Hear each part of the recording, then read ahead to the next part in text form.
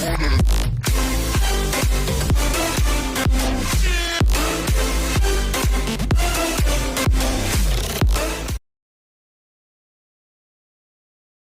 Is trains Fernandes और आप देख रहे हो ऑटोबाइक स्टफ्स चैनल।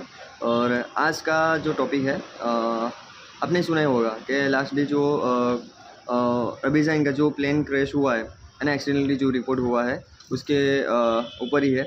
और कोई लोग ऐसा कह रहे हैं कि बर्ड स्ट्राइक है, बर्ड के कारण हुआ है, कोई लोग एक्सीडेंटली कुछ हुआ है। उसके ऊपर ध्यान ना देते हुए हम देखते हैं आज का जो टॉपिक है बर्ड स्ट्राइक, कि बर्ड स्ट्राइक कैसे होता है ना। फर्स्ट ऑफ ऑल आपको मैं इन्फॉर्मेशन दूँ बर्ड स्ट्राइक किसको कहते हैं। बर्ड स्ट्राइक किसको कहते हैं कि मतलब जो बर्ड है एयरप्लेन को सीधा जो एक्सीडेंटली जो इम्पेक्ट करते हैं उसको बर्ड स्ट्राइक करते हैं। उसके अलावा जो बर्ड्स है जो एयरप्लेन पे लगता है ना, जैसे लगने के कारण क्या होता है, एयरप्लेन ऊपर डेंट पड़ जाता है और इंजन में खामी आ जाती है और विंडशील्ड ग्लास है उसके ऊपर प्रॉब्लम होता है। कई सारी केस में आपको ये सब कुछ पता चल जाता है। ओवरऑल आपने देखने जाओगे बर्ड स्ट्राइक कहाँ पे करता है ना। फर्स्ट ऑफ ऑल जो एयरप्लेन्स होते हैं वो अपनी टेक ऑफ और लैंडिंग के जो टाइम होता है और एयरबर्ड का जो बर्ड्स है उसका जो लोअर एप्लीट्यूड होता है, ठीक है, वहाँ पे बर्ड स्ट्राइक ज़्यादा रहता है। सो अपन देखते हैं कि कौन कौन के जो सबसे ज़्यादा क्या रहता है कि जो बुल्स रहते हैं, रैप्टर्स है, ये सबसे ज़्यादा बर्ड स्ट्राइकिंग के लिए जिम्मेदारी रहता है ना।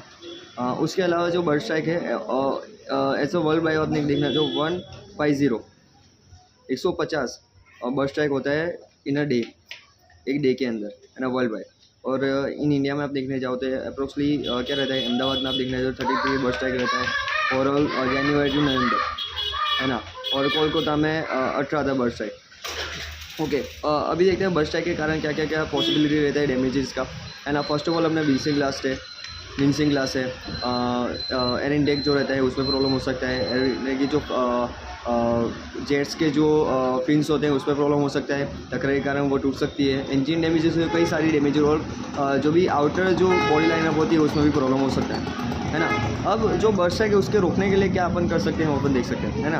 एयरपोर्ट में क्या रहता है कि जो भी साउंड प्रूफिंग होता है वो भी चीज़ अपन कर सकते हैं, नेट लगा सकते हैं और रिपेलेंट जो स्केयरक्रो होता है वो भी लगा सकते हैं। तो आज के लिए इतना ही सर, थैंक यू।